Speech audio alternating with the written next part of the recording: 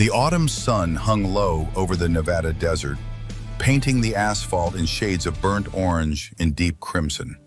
The kind of light that made everything look like it was bleeding. The sound came first, a ceramic plate hitting pavement, then laughter, the cruel kind that echoes in your chest long after the noise stops. Dorothy Blackwood stood frozen in the parking lot of Magnolia's Diner, her weathered hands trembling as she stared at the shattered remains of her dinner scattered across the ground. Meatloaf, mashed potatoes, green beans, all of it mixed with gravel and dirt now. "I said, get out, old woman." The voice belonged to Derek Brennan, 28 years old and proud of exactly nothing that mattered. He stood with 5 others, boys playing at being men, their phones out and recording. Always recording. "This is our spot. You don't belong here." Dorothy's lips moved, forming words that wouldn't come. Her arthritis made her fingers curl inward, and she pressed them against her chest like she was trying to hold her heart in place. Then the sound that changed everything, from the distance growing louder, the deep-throated rumble of a Harley-Davidson engine. Not the high-pitched whine of the new bikes, but the low, steady growl of something built to last. Built in 1995 when they still made them right. Derek didn't look up. He was too busy making sure his phone caught the fear in Dorothy's eyes. Content. That's what they called it now. Views. Likes. Proof that you existed because strangers watched you hurt people. The motorcycle rounded the corner into the parking lot. Marcus Blackwood cut the engine. Silence fell like a curtain. He was 58 years old, 6'2", with shoulders that hadn't forgotten what it meant to carry weight. His leather vest bore the patch that made deputies nervous and strong men respectful. Hell's Angels. Road Captain, Nevada chapter. But it was his face that told the real story. Weathered by sand and sun and too many years watching things he couldn't unsee. A face carved by the desert storm and everything that came after. He swung one leg over the bike. Boots hit asphalt. Each step deliberate, measured. The walk of a man who'd learned that rushing gets you killed. "Mom," he said. Just one word. Quiet. But it carried the weight of everything that mattered. Dorothy's face crumbled with relief. "Marcus, I was just leaving. I don't want trouble." "I know." Marcus stopped 3 feet from Derek, close enough to see the boy's pupils dilate, fear disguised as bravado. "But trouble found you anyway." Derek recovered his smile. The phone was still recording. "Oh look, Grandma called for backup. What are you supposed to be, old man? Her bodyguard?" Marcus didn't answer. He was looking at the shattered plate. The food ground into the parking lot. His mother's hands still shaking. "I asked you a question," Derek said, louder now, playing for the camera. Marcus raised his eyes. Something in his gaze made 2 of Derek's friends take a step back. They didn't know why. Instinct, maybe. The animal part of the brain that knows when it's in the presence of a predator. "Son," Marcus said, his voice like gravel shifting, "you just made the biggest mistake of your short, meaningless life." The garage smelled like motor oil and old leather. Honest smells. The kind that came from working with your hands, building things that lasted, fixing what was broken. Marcus knelt beside his 1995 Harley Road King, a socket wrench in one hand, a shop rag in the other. The bike gleamed even in the dim light filtering through the dusty windows. 29 years he'd owned this machine, longer than most marriages lasted, longer than most promises held. His right forearm bore the tattoo that marked him. Eagle, globe, and anchor. United States Marine Corps. Some men got tattoos to look tough. Marines got them because they'd earned the right to remember. The calendar on the wall read October 2026. 35 years since Desert Storm. A lifetime and yesterday both at once. Marcus wiped his hands and stood, joints protesting. 58 wasn't old, but it wasn't young either. It was the age where your body started keeping score of every hard landing, every fight you should have walked away from, every mile you'd ridden into the wind. On the workbench sat a small wooden box. Inside, a challenge coin from his old unit. 1st Battalion, 7th Marines. He picked it up, felt the weight of it. Metal and memory. The phone rang. Marcus glanced at the screen. Mom. He answered on the second ring. Hey, Ma. What's up? There was a pause. Too long. Marcus's spine straightened. 22 years in the Marines taught you to read silences the way other people read books. Marcus. Dorothy's voice was thin, stretched tight over something she was trying to hide. I'm fine, sweetheart. I was thinking maybe I won't go to Magnolia's for dinner today. Marcus set down the wrench. You love Magnolia's. You go every Thursday. I know, I don't want to be a burden. Maybe I'll eat at home tonight. Ma. Marcus kept his voice gentle. What happened? Nothing happened. I'm just tired. But there was something else in her voice, something that made Marcus's jaw tighten. Not tiredness, fear. His mother was afraid. Ma, talk to me. Another pause. He could hear her breathing, shallow, quick. I dropped something there yesterday, she finally said. Grandma's bracelet, the silver one with the 3 names engraved. You remember it? Marcus remembered. His great-grandmother had worn it through World War II, his grandmother through Korea, his mother through the long decades of raising him alone after his father died. 3 generations of women who'd learned to be strong because the alternative was breaking. Where'd you drop it? At Magnolia's. But it's okay, it's just a bracelet. I don't need it. Ma, really, honey, it's fine. I don't think I should go back there. The words hit Marcus like a punch. His mother, who'd survived poverty and widowhood and raising a son with PTSD, who'd never backed down from anything that mattered, was afraid to walk into a diner to retrieve her most precious possession. Why not? Marcus asked, though he already knew the answer would be bad. Dorothy's breath caught. There were some boys there yesterday, young men. They said things, laughed. I dropped the bracelet when I was leaving, and one of them, he stepped on it, kicked it under the table, said something about how trash belongs in the trash. Marcus's grip on the phone tightened. Which boys? It doesn't matter. Ma, which boys? Please, Marcus, I don't want you getting in trouble. You know you can't. You're still on probation with the club. One more incident and Clayton said they'd have to. I know what Clayton said. Marcus closed his eyes. 3 years ago, he'd put a man in the hospital. The man had deserved it, probably. But the problem with PTSD was that sometimes your brain couldn't tell the difference between a drunk asshole in a bar and an enemy combatant in Fallujah. The Hells Angels had rules. You represented the patch. You controlled yourself, or you left. He'd been given one more chance, just one. Tell me about the boys, Ma. Dorothy sighed, the sound of a woman who knew her son too well to think he'd let this go. I think one of them was Tyler Brennan's son. The real estate man? The one who's been trying to buy up all the property on this side of town. The boy had his jacket on, some kind of security company logo. Marcus opened his eyes. Tyler Brennan, of course. The king of small-time corruption, wrapped in expensive suits and planning commission meetings. A man who'd never built anything, but knew how to tear down everything others had built. I'll handle it, Marcus said.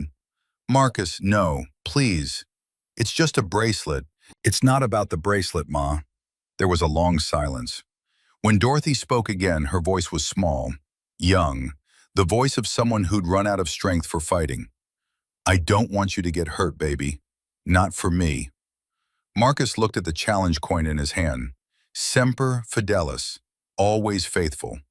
It wasn't just a motto. It was the only thing that separated men from animals. Loyalty to your unit, your family, the people who couldn't protect themselves. I'll be careful, he said. I promise. After he hung up, Marcus stood in the garage for a long moment. On the wall hung a photograph in a cheap frame. Him and Dorothy, taken 2 years ago at the diner. She was smiling, really smiling. The kind of smile that made all the hard years worth it. He'd failed people before.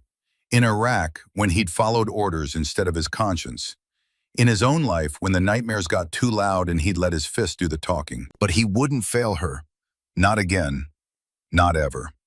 Marcus grabbed his leather vest and headed for the door. Route 66 had been dying for decades, bleeding out slowly as the interstate system sucked away the lifeblood of small-town America. But there were still places that refused to die with dignity. Magnolia's Diner was one of them. The building dated back to 1952, all chrome and glass and faded dreams. The neon sign out front flickered, had been flickering since 1987, but nobody bothered to fix it. It had character. That's what Maggie said.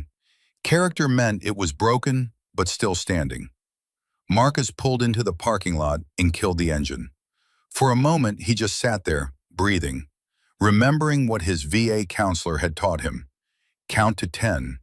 Identify your surroundings. Remind yourself where you are, when you are. You are in Nevada. It is 2026. The war ended 35 years ago. You are safe. Except he'd never been safe. None of them had. You don't come back from war. You just learn to live next to it. He walked through the front door. The bell chimed. Conversation didn't stop. Magnolia's wasn't that kind of place. But heads turned. They always did when a Hell's Angel walked in. Part curiosity, part caution, part respect for men who'd chosen a life outside the lines society drew. Behind the counter stood Magnolia O'Brien herself, 64 years old, built like someone who'd wrestled life to the ground and won on points. Her husband had been Air Force, killed in a training accident in '98. She'd taken his death benefits and bought this diner, turned it into a shrine to every veteran who'd ever needed a place where the coffee was strong and the judgment was weak. The walls were covered in photographs, black and white images of men in uniform, spanning from World War II to Afghanistan. Some of them were dead. Most of them were just old. All of them had found a home here, at least for a while. Marcus, Maggie said, setting down the coffee pot. Her smile didn't quite reach her eyes. Wasn't expecting you today. Hey, Maggie. Marcus slid onto a stool at the counter. Need to ask you about something. Her expression flickered. If this is about yesterday, it is. Maggie glanced toward the back corner, where a security camera pointed at the dining area. Marcus, I don't want trouble. Neither do I. But my mother's afraid to come back here. That's trouble enough. Maggie's jaw tightened. She picked up a rag and started wiping down the counter, even though it was already clean. Busy hands, quiet mind. It's been happening for 2 weeks now. Those boys, 6 of them usually, they come in, take the big booth, order barely anything and just sit there, making people uncomfortable. Derek Brennan? Yeah, Tyler's kid. And his buddies. They're not violent, not really, just mean. You know the type. They make comments, film people on their phones. Last week they convinced old Mr. Henderson to leave just by staring at him and laughing. Tuesday they pushed past Mrs. Kowalski. She fell, broke her wrist. Marcus felt something cold settle in his chest, the kind of cold that used to come right before combat. She file a report? With Kyle Brennan as deputy sheriff? Maggie shook her head. He's Derek's younger brother. What do you think happened to that report? System's broken. System was never built for people like us, Marcus. You know that. He did know that. He learned it in Iraq, watching politicians send young men to die for oil fields and then pretend it was about freedom. He'd learned it in courtrooms where lawyers made 6 figures defending corporations that poisoned small towns. He'd learned it every day of his life that being right didn't mean being protected. My mother dropped her bracelet here, Marcus said. The one from her grandmother. Maggie's face softened. The silver one with the names? Yeah. Derek kicked it under the table. Then he picked it up and... She paused. He threw it in the trash, Marcus. Called it junk for old junk. The cold in Marcus's chest spread, his hands resting on the counter curled into fists. He watched them do it like they belonged to someone else. Control. He needed control. You got security footage? I do. But Marcus, listen to me. Tyler Brennan owns half this town. He's got the sheriff in his pocket, the planning commission, half the city council. Those boys know they're untouchable. Nobody's untouchable. You are one man on probation with your own club. You go after those boys, Clayton will have to cut you loose. You know the rules. Marcus did know the rules. The Hells Angels weren't a gang. They were a brotherhood. But Brotherhood had laws. You wore the patch. You represented the patch. You brought heat on the club. You lost the patch. Simple as that. But some things were simpler still. I need to see that footage, Marcus said, and I need to get that bracelet back. Maggie studied his face for a long moment. Whatever she saw there made her sigh and nod toward the back office. Come on. The office was small and cramped, smelling of old paper and burnt coffee. An ancient desktop computer sat on a desk, buried under receipts and order forms. Maggie pulled up the security software and clicked through the timestamps. There, she said. The footage was grainy but clear enough. Black and white, timestamp Tuesday, 5:47 p.m. Dorothy Blackwood sat alone in a booth, eating dinner. She looked small on the screen, fragile. When had she gotten so old? Marcus remembered her as invincible, the woman who'd raised him alone after his father's death, who'd worked 2 jobs and still made it to every school play, every parent-teacher conference. When had she become the woman who could be frightened by cruel boys? The answer, of course, was that she'd always been capable of being frightened. She'd just never shown it because she had to be strong for him. On the screen, 6 young men approached her booth. The leader, Derek, Marcus recognized him from around town, said something. Dorothy looked up, startled. Derek laughed. His friends laughed, recording on their phones. Then Derek reached out and shoved Dorothy's plate off the table. Marcus's vision tunneled. His breathing slowed. This was the thing the counselors warned about, the red haze. The moment when your brain stopped being in Nevada and started being back in the desert, where the rules were different and violence was the only language that worked. Count to 10. You are in Nevada. It is 2026. On the screen, Dorothy stood up quickly, fumbling with her purse. The bracelet fell from her wrist, hitting the floor. She didn't notice. She was too scared, too focused on getting away. Derek saw it fall. He looked down at it, smiled. Then he stepped on it, ground his heel against it, kicked it under the table. One of his friends laughed and said something. The footage had no audio, but Marcus could read lips well enough. Trash belongs with trash. Derek reached under the table, picked up the bracelet, and walked to the trash can by the door. Held it up for his phone camera, then dropped it in. The footage ended. Marcus realized he'd stopped breathing. He forced air into his lungs, released his grip on the edge of the desk. His knuckles had gone white. You okay? Maggie asked quietly. No, Marcus stood up, but I will be. Can I get a copy of that? Already burned it to a flash drive. She handed him a small USB stick. But Marcus, what are you going to do with it? The police won't. I'm not going to the police. Then what? Marcus looked at her. I'm going to get my mother's bracelet back. And I'm going to make sure those boys understand that some people aren't as helpless as they look. You'll lose the patch. Maybe. Clayton won't have a choice. The club has rules. The club has rules, Marcus agreed, but I have rules too. And rule 1 is you don't let anyone hurt your family. He walked out of the office, through the diner, past the photographs of men who'd fought and bled and died for something bigger than themselves. Men who'd understood that honor wasn't about following the law. It was about doing what was right when the law failed. Outside, the sun was setting, the sky bleeding red and orange across the desert. Marcus stood beside his Harley for a moment, the flash drive in his pocket, the weight of choice settling on his shoulders. He could walk away, forget the bracelet, keep the patch, Stay in the Brotherhood that had saved his life when the nightmares got too loud. Or he could do what Marines did. Protect the weak.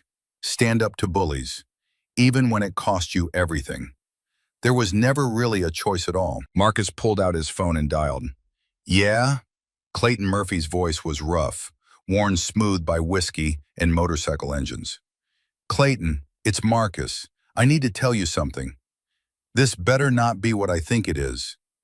I'm going to handle a situation. Personal family matter. Might get loud. I wanted you to know first. A long silence. Marcus, don't do this. I have to. You have to keep your head down and your nose clean. Those were the terms. One more incident. I know the terms, but this is my mother, Clayton. They scared her, humiliated her, stole from her. So call the cops. The cops are part of the problem. Another silence. If you do this, I'll have to cut you loose. You know that, right? No matter how I feel about it personally, the club has rules. I know. You're throwing away your patch for a bracelet. I'm honoring my patch by being the kind of man who deserves to wear it. Clayton sighed. You're a stubborn son of a bitch, Marcus. Semper Fi, brother. Semper Fi. Marcus hung up. He looked at the phone for a moment, then slipped it back into his pocket. The sun touched the horizon. The light turned blood red. Marcus Blackwood kicked his Harley to life and rode into the gathering darkness, toward a confrontation that would change everything. Behind him, Magnolia's diner glowed like a beacon, a last outpost of something decent in a world that had forgotten what decency meant. And somewhere in that world, his mother sat alone, afraid to go to the place she loved, robbed of the last connection to her grandmother's memory. Not anymore. The motorcycle's engine roared, the desert swallowed the sound, and the story that had started with a shattered plate and a scared old woman began to unfold into something larger, something that would test every promise Marcus had ever made to his country, to his brothers, to himself. The road stretched ahead, dark and uncertain. Marcus rode toward it anyway. Some things were worth losing everything for. The confrontation came on Thursday evening, exactly as Marcus had planned it. He walked into Magnolia's diner at 5:30, the same time his mother usually arrived for dinner. The same time Derek Brennan and his crew had been showing up for the past 2 weeks. Patterns. Predators always had patterns. The bell chimed as Marcus pushed through the door. The diner was half full. Retirees mostly, people who remembered when Route 66 meant something, when America built things that lasted and honored the people who built them. Derek and his 5 friends occupied the large corner booth, sprawled out like they owned the place. Phones on the table, cameras ready, always ready to document their cruelty, turn it into content, into proof that they mattered. Marcus walked straight toward them. The conversations around the diner faded. People knew what was coming. You didn't live this long without learning to read the air before a storm. Derek looked up, annoyance flickering across his face before he recognized Marcus. Then something else appeared. Not quite fear, not yet, but awareness. The animal part of his brain registering that something dangerous had entered his territory. "Can I help you, old-timer?" Derek said it loud enough for his friends to hear, playing to the audience. The phone cameras turned on. Marcus stopped 3 feet from the table, close enough to see Derek's pupils, far enough to keep his hands visible. Controlled. The counselor's voice in his head. Maintain distance, regulate breathing, stay present in the moment. "My name is Marcus Blackwood," he said quietly. His voice carried anyway, the kind of voice that didn't need volume to command attention. "I'm here for something that belongs to my mother." Derek leaned back, spreading his arms across the booth's backrest. "Your mother? Don't know her, man." "Dorothy Blackwood. She was sitting right where you are on Tuesday evening. You knocked her dinner onto the floor.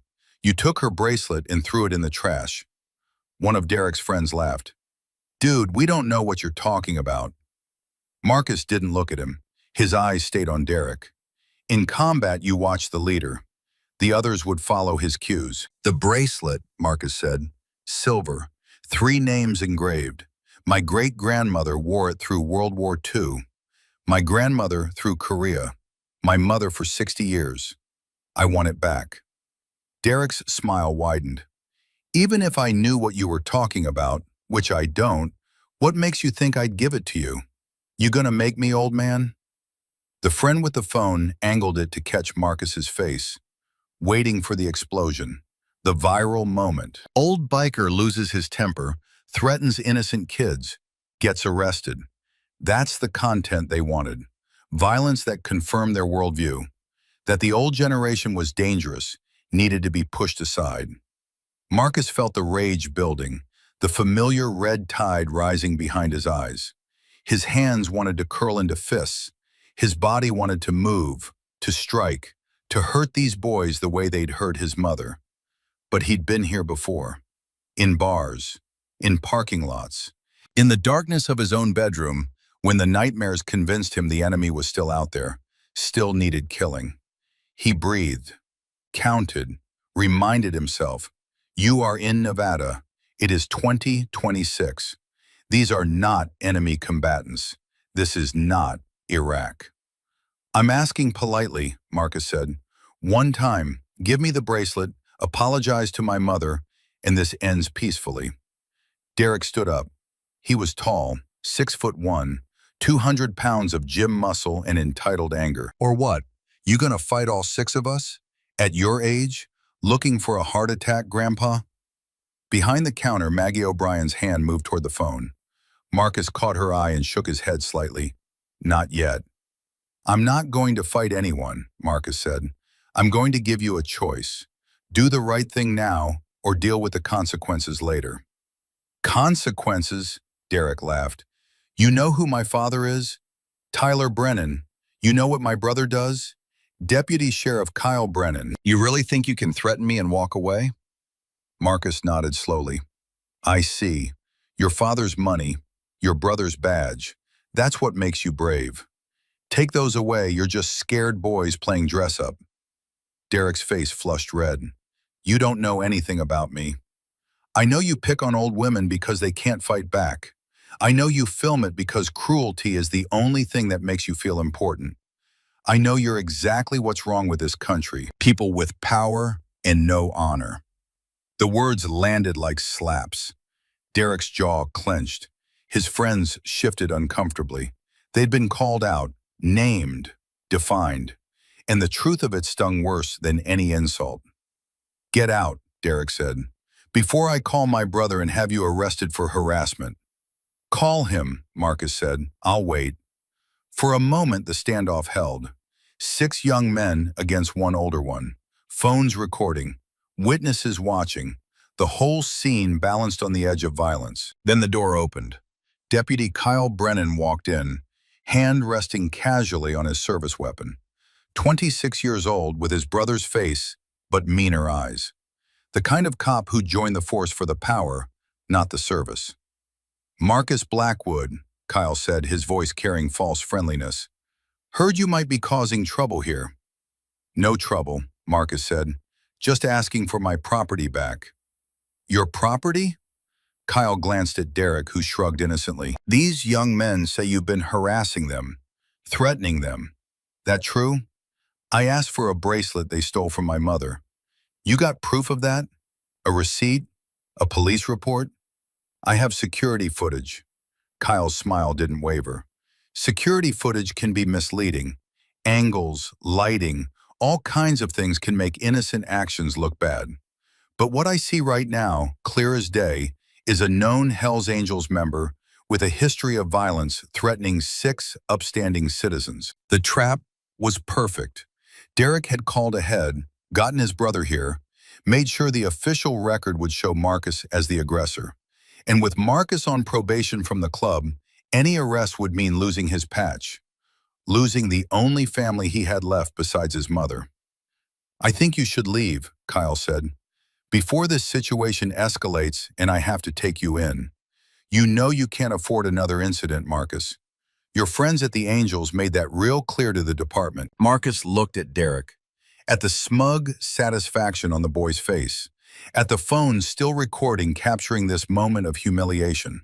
His mother's bracelet, somewhere in this building, treated like garbage, while the people who'd taken it stood protected by money and badges, and a system that had never cared about people like Dorothy Blackwood. Every instinct screamed at him to fight, to make Derek pay, to show these boys what happened when you hurt the wrong person's family. But fighting wasn't winning. Not here, not now. Marcus took a slow breath and nodded. I'm leaving. But Derek? He looked directly at the young man. This isn't over, not by a long shot. That's a threat, Kyle said sharply. I heard that threat. It's a promise, Marcus corrected. There's a difference. He turned and walked out of the diner. Behind him, he heard Derek's laughter, heard the mocking voices, heard the phones clicking, capturing his retreat. The bell chimed as the door closed.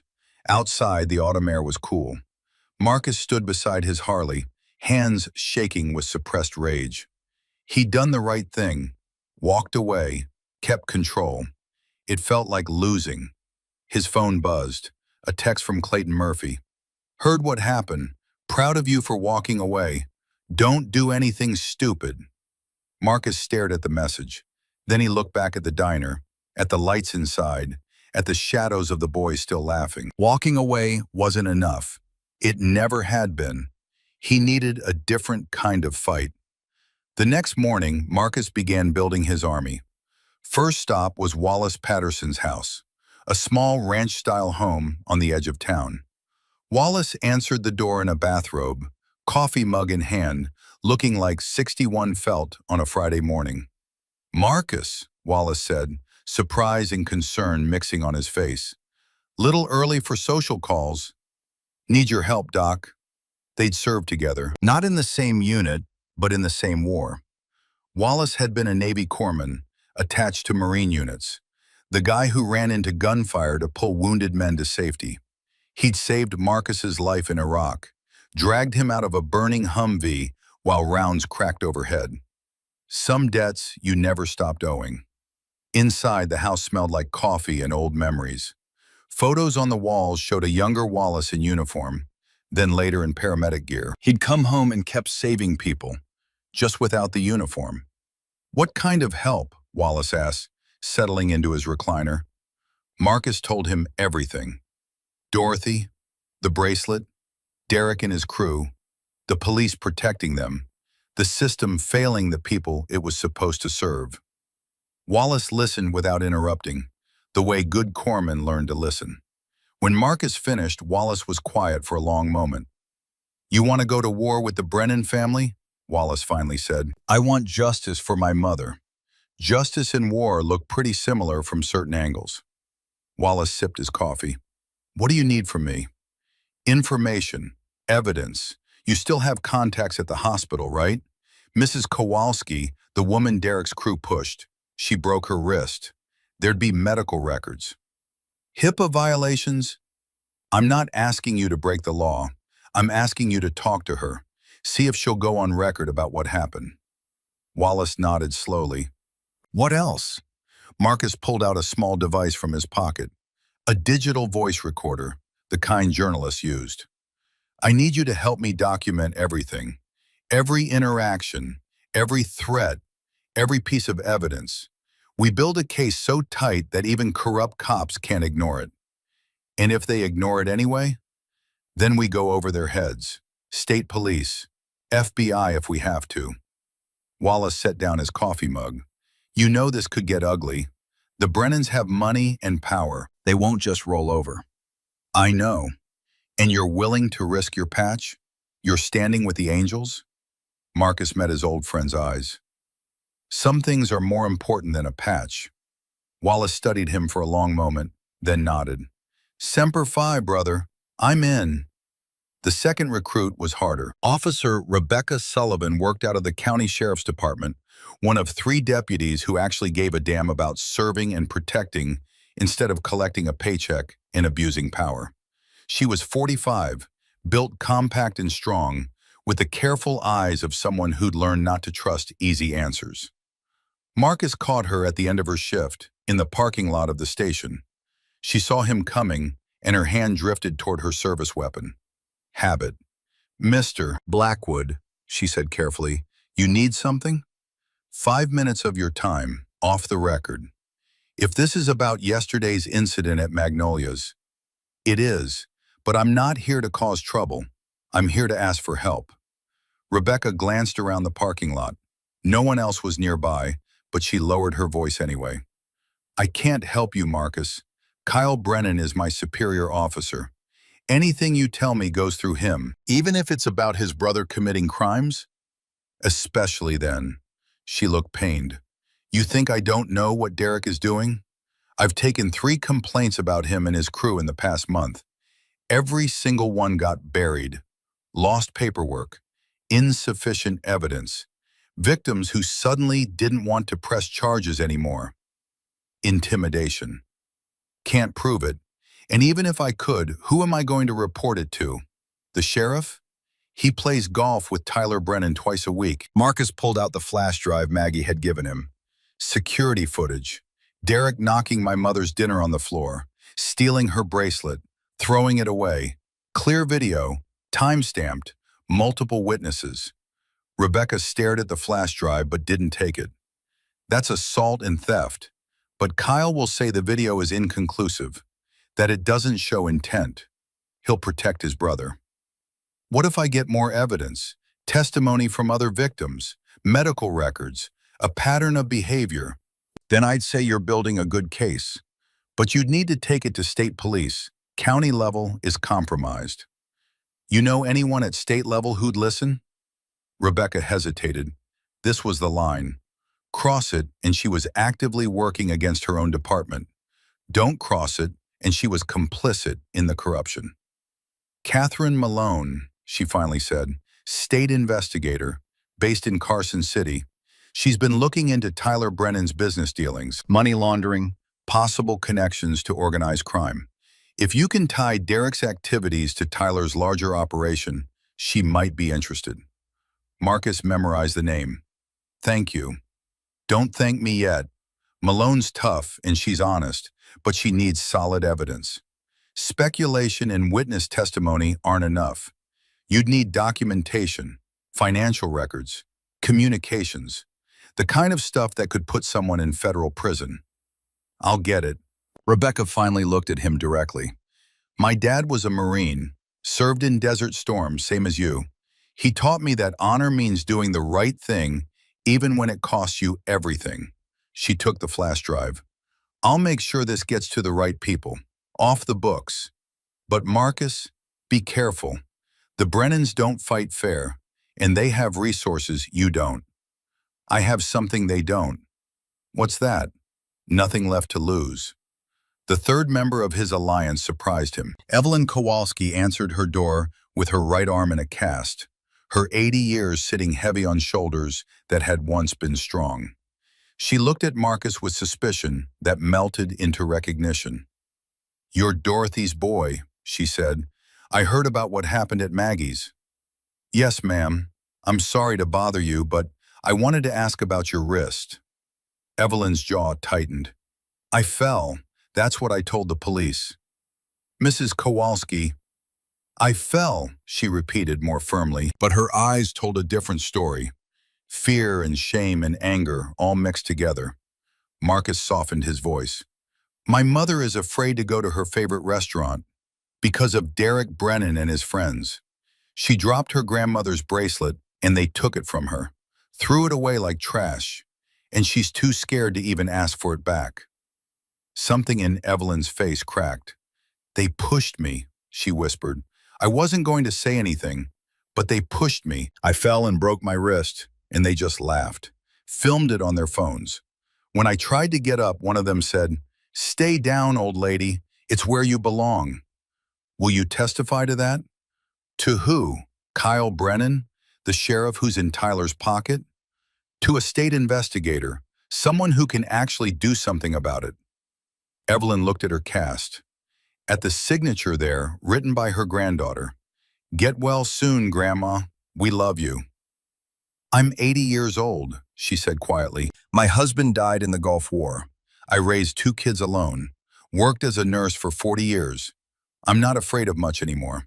She looked up at Marcus. But I'm afraid of them because they're protected, because the system doesn't care about people like us. Then we change the system. How?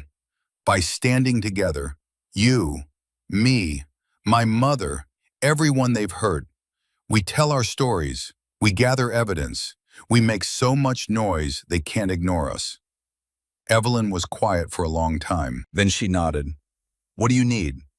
Over the next 3 days, Marcus built his case like a military operation. Reconnaissance, intelligence gathering, strategic planning. Wallace talked to 7 different people Derek's crew had harassed.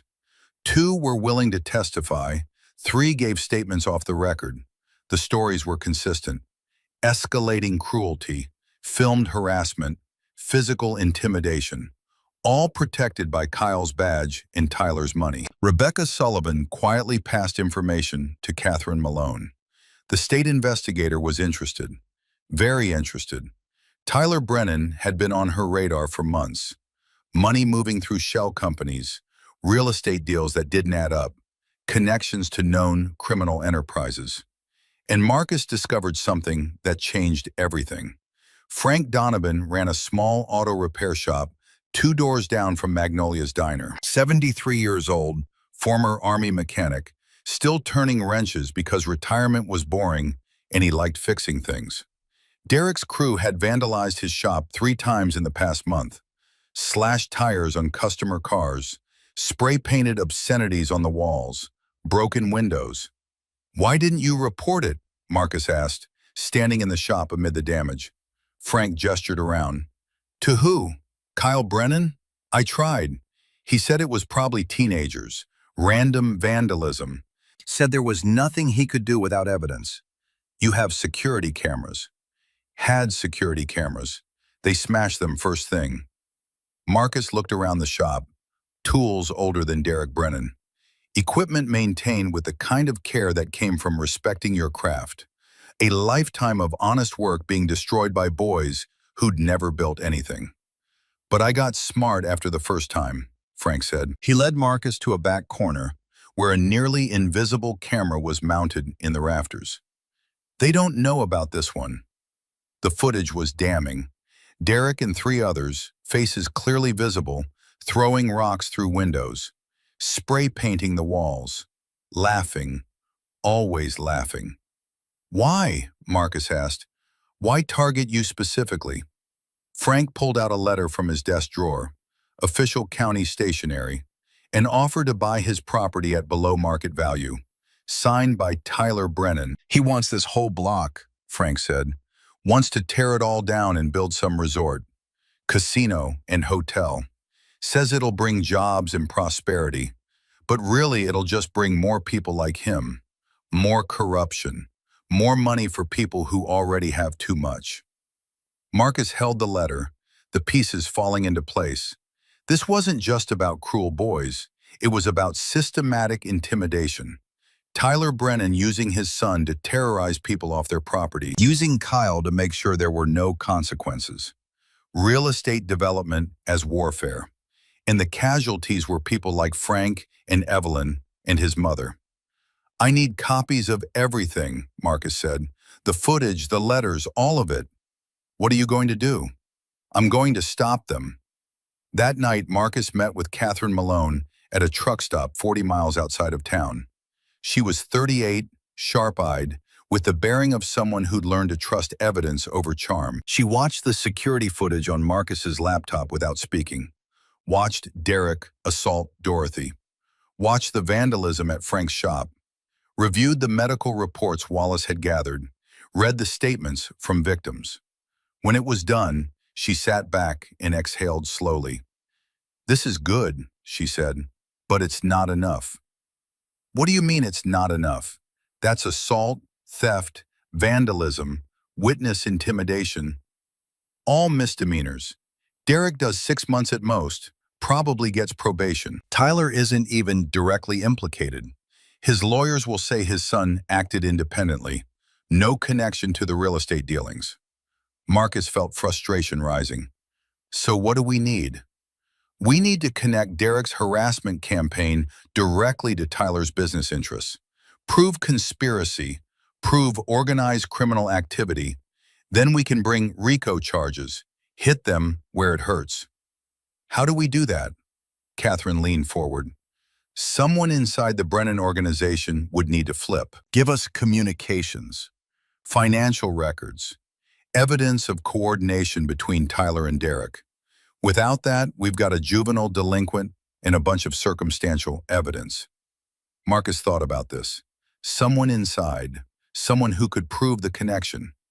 The answer came to him 2 days later in the form of a surprise visitor. Marcus was in his garage when the knock came. He opened the door to find a young man standing there, 22 years old, with the haunted look of someone who hadn't slept well in weeks.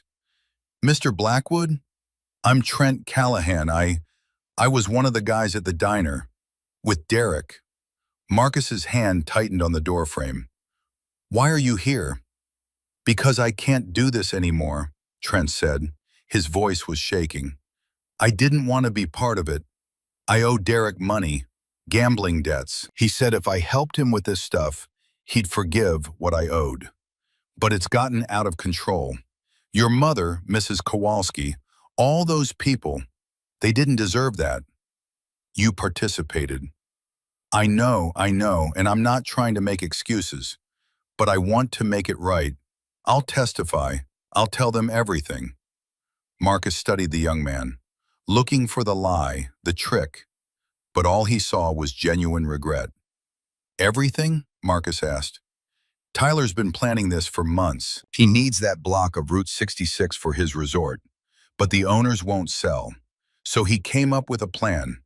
Have Derek and his crew harass them, make the area seem dangerous. Then Tyler can claim the properties are causing blight, get the city council to use eminent domain to seize them for public good. He gets the land cheap, builds his resort, makes millions. Can you prove that?" I recorded conversations, Derek bragging about it, Tyler giving instructions. I have text messages, emails, everything. Marcus felt something shift. This was it, the evidence Catherine needed. "Why should I trust you?" Trent met his eyes. "Because my grandmother was like your mother. She died last year. Alzheimer's. And toward the end, she was so scared all the time, confused, helpless. And I promised myself I'd never let anyone hurt people like her. But that's exactly what I've been doing. So I'm done. I'm out. And I'm trying to do the one right thing I can do." Marcus made a decision. "Come inside." They spent 3 hours going through Trent's evidence. Recordings of Derek and Tyler discussing the harassment campaign. Text messages coordinating which properties to target. Financial records showing Tyler's resort plans required the entire block. It was everything Catherine Malone needed. Marcus called her immediately. She arrived the next morning with a federal prosecutor. They listened to Trent's testimony, reviewed the evidence, cross-referenced it with their own investigation into Tyler's money laundering. "This is substantial," Catherine finally said. "We can bring charges, multiple felonies. Tyler, Derek, possibly Kyle for obstruction of justice. We're talking years in federal prison." "When?" Marcus asked.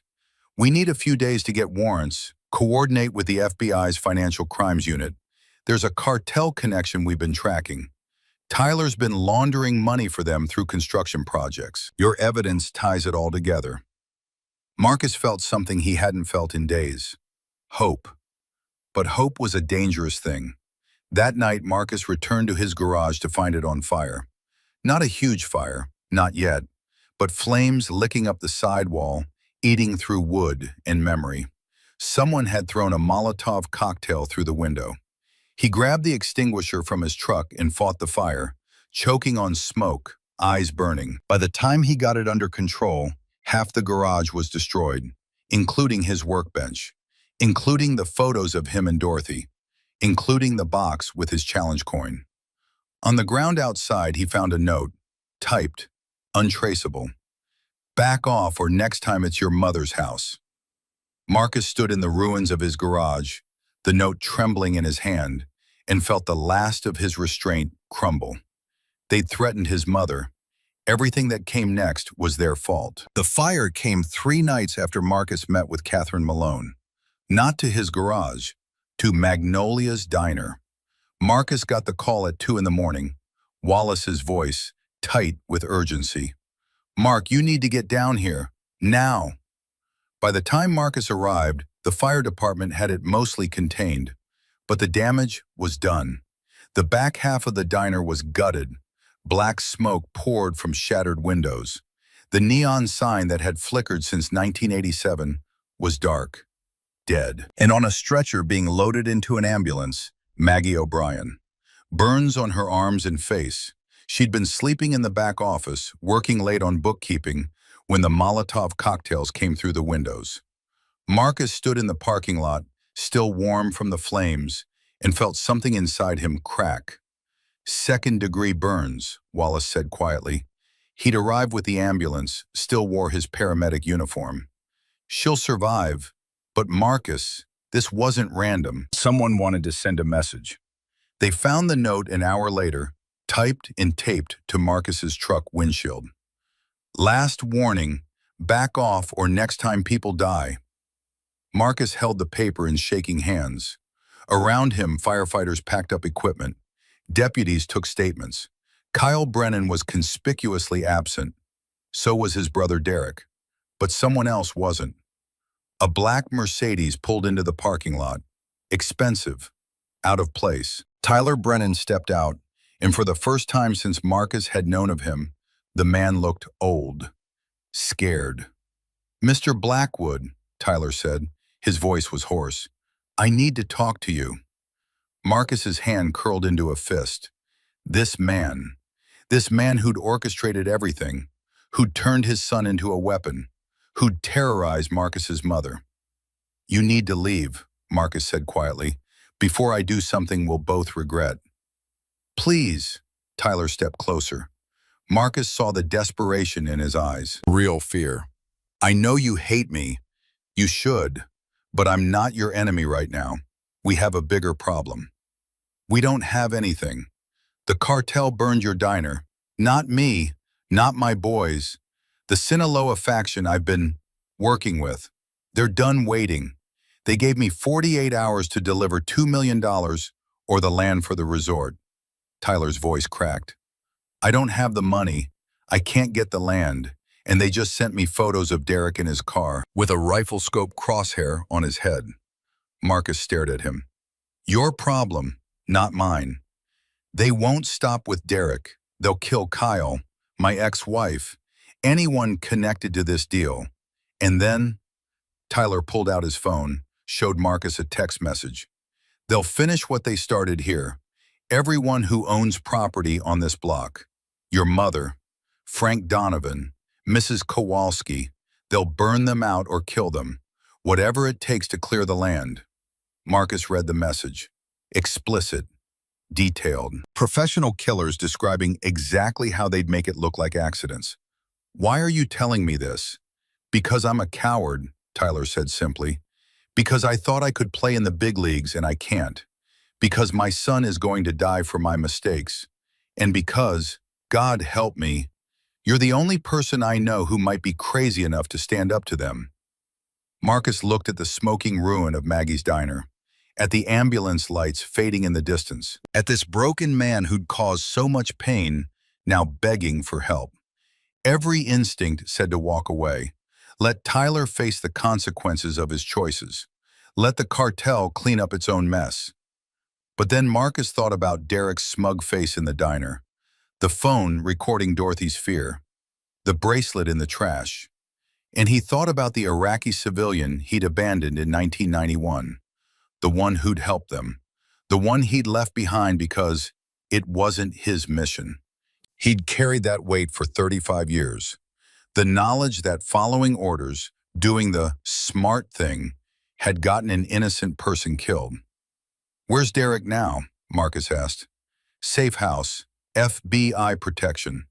Catherine Malone got him into federal custody after the car fire." "The car fire?" 2 nights ago, someone torched Derek's BMW while he was inside. He got out with second-degree burns on his arms. That's when I knew This was real. They're really going to kill us all. Marcus pulled out his phone, called Catherine Malone. She answered on the second ring, voice alert despite the hour. Marcus, I heard about Maggie's. I'm sorry.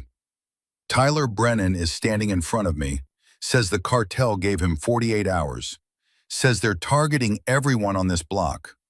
A pause. He's not wrong. We intercepted communications. The Sinaloa cell operating here got orders from Mexico. Liquidate the Brennan situation. Recover assets or eliminate obstacles. We're bringing Tyler and Derek into federal custody, but you can't protect everyone. We have limited resources. We can put agents on the primary targets, but Marcus, there are 17 property owners on that block. We can't cover them all. And these are professional killers. If they want someone dead, Marcus looked at Tyler, at the fear in the man's eyes. Not fear for himself, fear for his sons. What if we consolidated the targets, Marcus said. Put everyone in one place. Easier to defend. Where? Marcus looked at the burned diner, at the photograph still visible through the smoke-stained windows. Generations of veterans who'd stood their ground when it mattered. Here, what's left of Magnolias.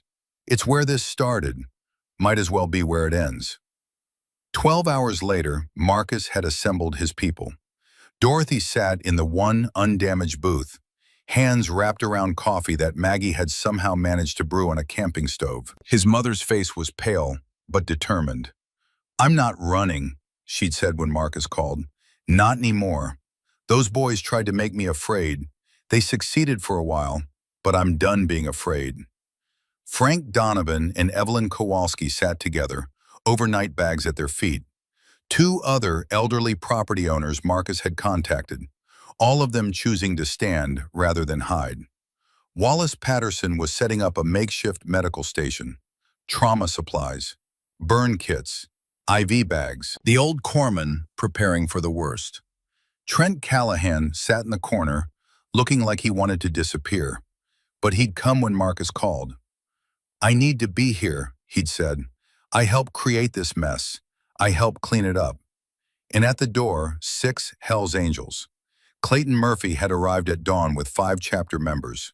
Big men with hard faces and the kind of loyalty that didn't need explanation. Marcus had tried to refuse. Clayton, I'm on probation. You can't. Shut up, Marcus. Clayton's voice was gentle. You think we're here because of club rules?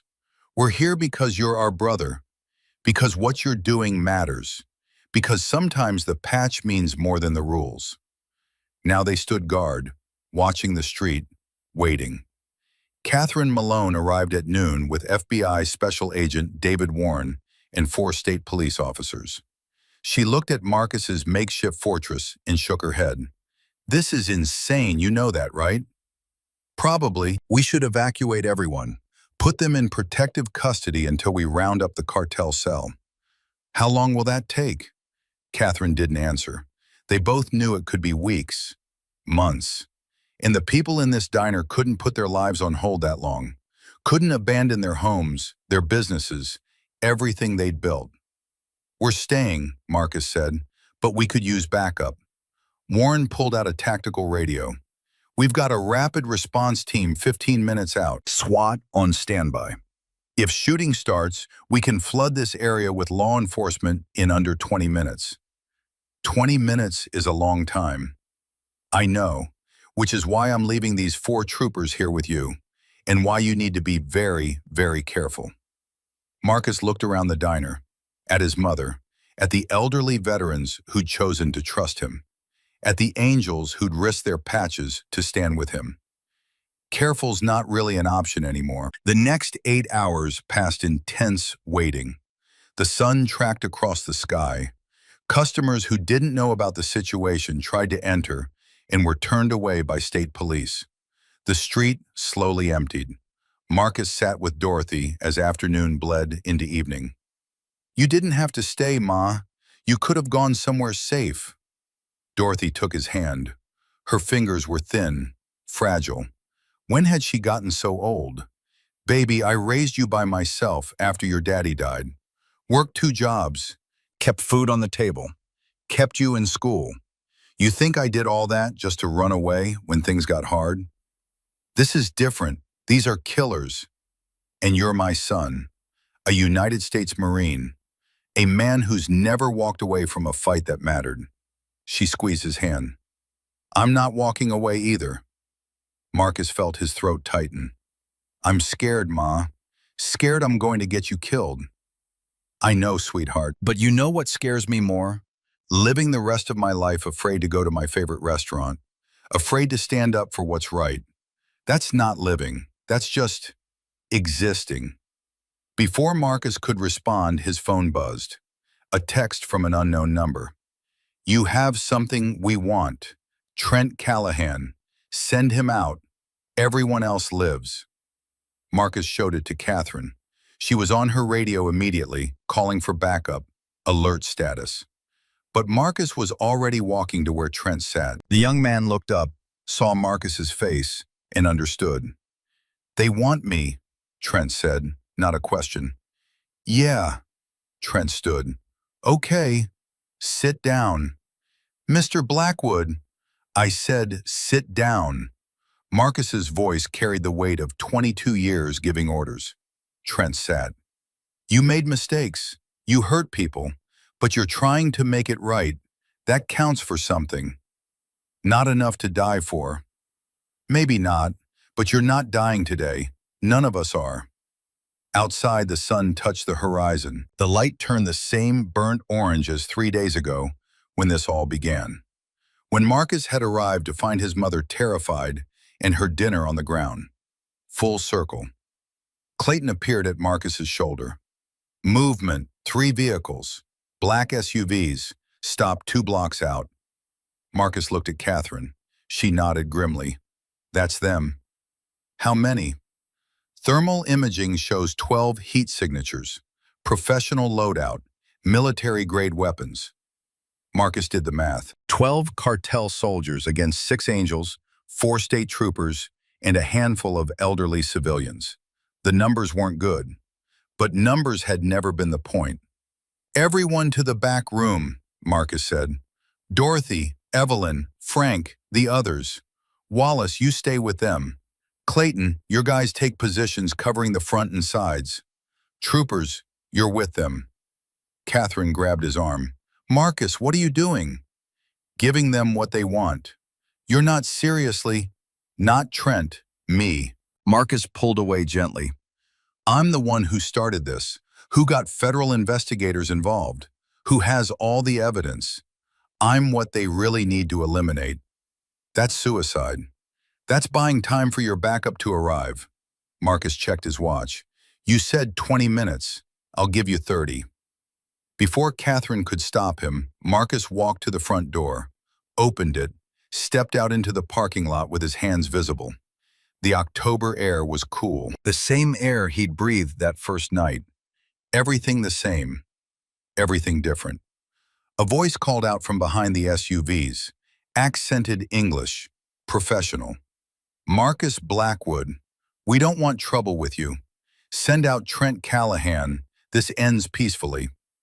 Can't do that, Marcus called back. Then you die. Everyone inside dies. Is that worth it? For a punk kid who helped terrorize your mother? Marcus thought about that. About Trent's haunted eyes, about redemption and second chances, about the Iraqi civilian who'd never gotten one. Yeah, Marcus said, it's worth it, because that's what honor means. You protect the weak, even when they don't deserve it, especially then. Silence, then movement. 12 men emerged from behind the vehicles. Body armor, automatic weapons, night vision goggles hanging ready. These weren't street thugs, these were soldiers. The leader stepped forward, 40-something, scar across his left cheek. Eyes that had seen too much death to be impressed by more. You're brave, stupid, but brave. Last chance, the boy, or everyone. Marcus was about to answer when the diner door opened behind him. Derek Brennan stepped out. Wait, Derek said. His arms were bandaged from the car fire. His face was pale, but his voice was steady. You want someone to blame? Blame me. This whole thing, it was my idea. Harassing those people, filming them. I thought it was funny, thought it made me important. The cartel leader looked at Derek with mild interest. You're Tyler Brennan's son. Yeah. Your father owes us $2 million. You got $2 million? No, but I've got something else. Information, account numbers, names of everyone my father worked with, shell companies, money routes, everything you need to recover your investment from his other operations. Derek pulled a USB drive from his pocket. It's all here. You kill me, you get nothing. You take this, you get your money back, maybe even make a profit. The leader smiled. Smart boy, should have been smart earlier. Now, he raised his weapon. That's when everything exploded into chaos. Not from the cartel, from inside the diner. Clayton and the Angels, state troopers, all of them firing at once. Not at the cartel soldiers, at their vehicles, shooting out tires, engines, anything to immobilize them. Marcus grabbed Derek and ran, back toward the diner. Bullets chased them, chewing up asphalt. Marcus felt something tug at his vest. Close. Too close. They made it through the door. Angels pulled them inside. Return fire from the diner now, controlled bursts, keeping the cartel pinned. What the hell was that? Marcus shouted at Derek. Making amends, Derek gasped. You said everyone deserves a second chance. I'm taking mine. Outside, the cartel soldiers spread out, taking cover. Professional, disciplined. This wasn't going to be a quick fight. Catherine was on the radio. Shots fired, shots fired. Need immediate backup at Magnolia's diner. Dispatch response. SWAT inbound. ETA 18 minutes. 18 minutes. Marcus looked around the diner. At Dorothy crouched in the back room. At Wallace ready with medical supplies. At Clayton and the Angels holding the line. 18 minutes might as well be 18 hours. The shooting intensified. The cartel had them outgunned, and they knew it. Systematic fire, probing for weaknesses, trying to flank. Then more vehicles. Marcus's heart sank. Reinforcements. They were finished. But the new arrivals weren't cartel. Black SUVs, different make, FBI logos. Agents poured out, body armor and assault rifles, taking positions. And behind them, local sheriff's department vehicles. Real deputies, not Kyle's corrupt friends, the ones who actually believed in serving and protecting. The cartel found themselves surrounded. Caught between the diner and federal law enforcement, the leader realized it too. His voice carried across the parking lot. Fall back! Fall back! They tried to run. Most made it to the tree line, but 3 went down, hit by FBI fire. 2 surrendered immediately. 1, the leader with the scarred face, fought to the last. He went down hard. Final. And then it was over. The sudden silence was deafening. Marcus's ears rang. His hands shook with adrenaline dump. Around him, Angels lowered their weapons. State troopers exhaled. Dorothy appeared from the back room, eyes wide but alive. Alive. Catherine approached Marcus as federal agents secured the scene. That was either the bravest or stupidest thing I've ever witnessed. You said that already. Bears repeating.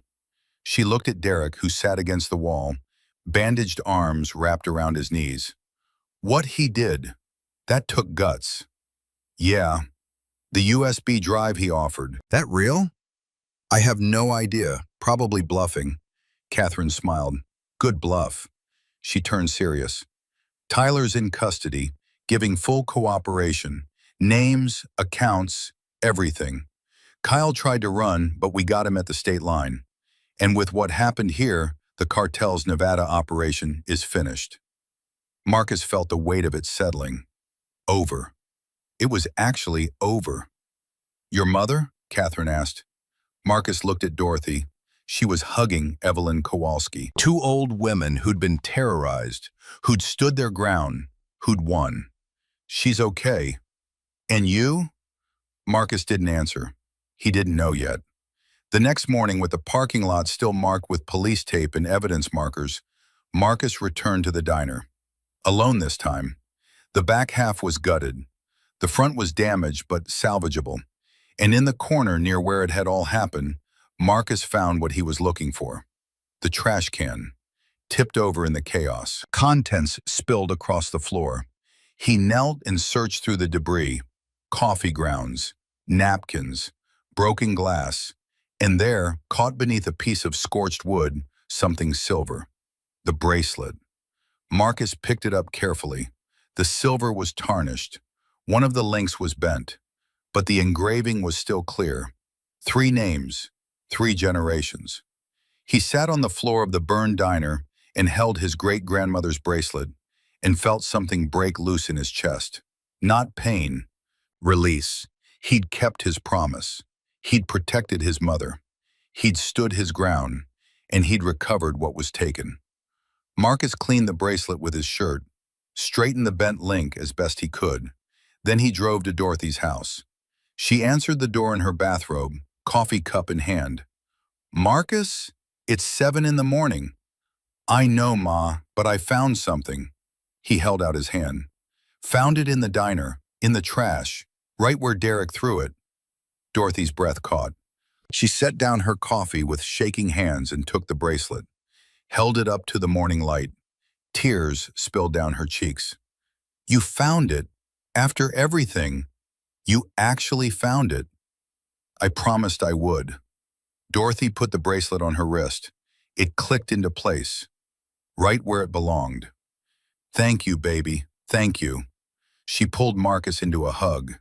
They stood in her doorway, mother and son, holding each other while the Nevada sun rose over the desert and painted everything gold. 4 months later, Marcus stood in a federal courtroom and watched justice be delivered. Tyler Brennan, 20 years for racketeering, money laundering, conspiracy. His business empire dismantled, his properties seized, his name synonymous with corruption. Derek Brennan, 3 years with 5 years probation. The judge had been tough but fair, acknowledged Derek's cooperation, his attempt to shield others in the final confrontation. Young enough to rebuild, old enough to know better. Kyle Brennan, 7 years.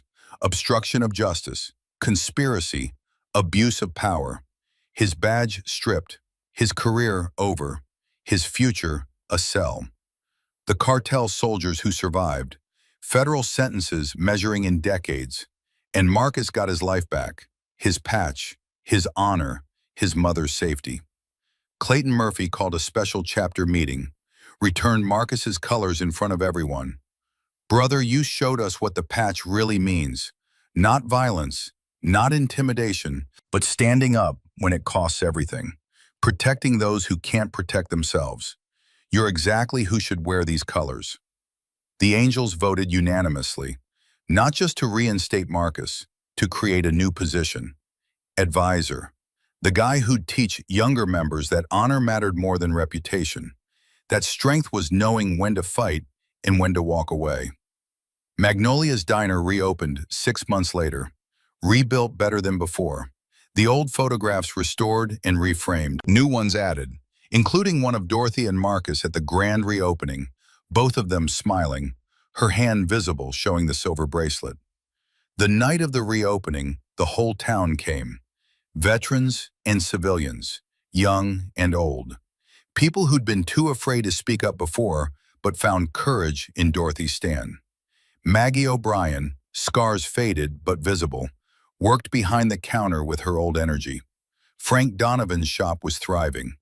Evelyn Kowalski's grandchildren visited every Sunday. Marcus stood outside, Wallace Patterson beside him, with coffee. "You think it changed anything?" Wallace asked. "Long term?" Marcus watched Dorothy through the window, laughing with friends. "Yeah, I think it did. Not because we stopped one bad guy, but because we showed people they don't have to be afraid.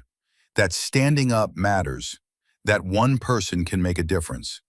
His phone buzzed. Text from unknown number. "Mr. Blackwood, My name is Patricia Evans. I'm being harassed by my landlord. He's trying to force me out to sell the building.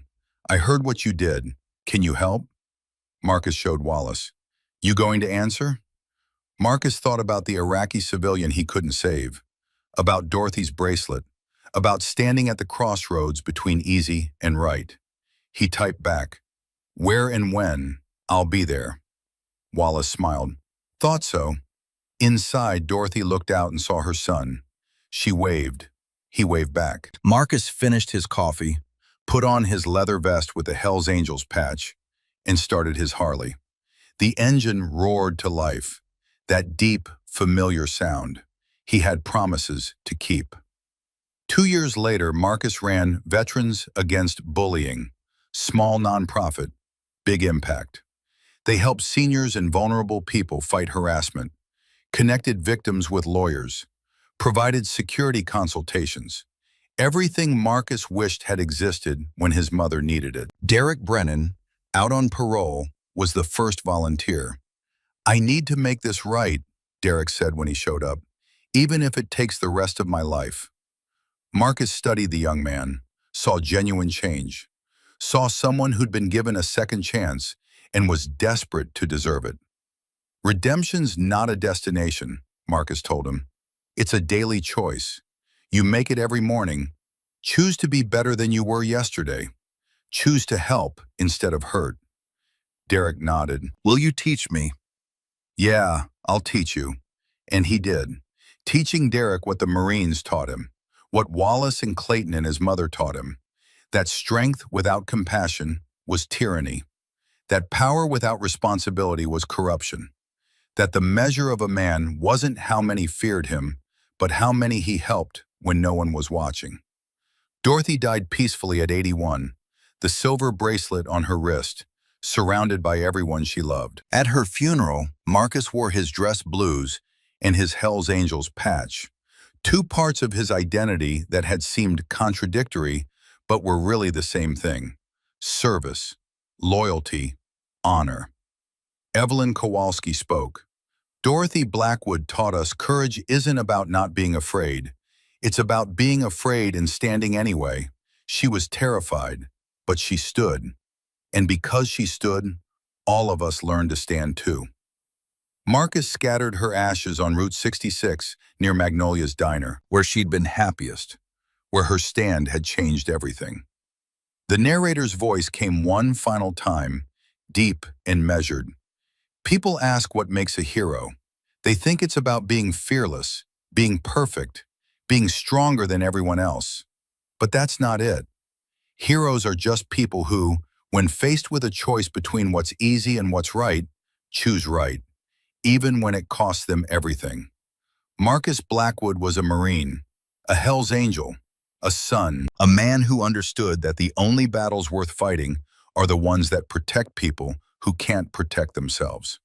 His war didn't end in the desert, it came home, and he fought it every day, in diners and courtrooms, in quiet acts of service, not for glory, not for recognition, but because it was right, because that's what the patch meant, what the oath meant, what being a man of honor meant. The road goes on, the fight continues. But as long as there are people like Marcus Blackwood willing to stand in the gap, willing to say, not on my watch, there's hope. And sometimes hope is enough. The sun set over Nevada. The desert turned gold and crimson. Somewhere a Harley-Davidson engine roared to life. And the story that started with a shattered plate and a frightened old woman ended with proof that one person, standing for what's right, can change the world. Not through violence, not through hatred, but through the simple, powerful act of refusing to let cruelty win. Marcus Blackwood rode into the sunset, the silver bracelet in his pocket, a gift from his mother's will to remind him why he fought, her memory in his heart, and the knowledge that he'd kept his promises. All of them. The road stretched ahead, dark and uncertain, but Marcus rode toward it anyway. Some things were worth losing everything for, and some things, like a mother's love, a silver bracelet, and the promise to never abandon those who needed protecting were worth finding everything for.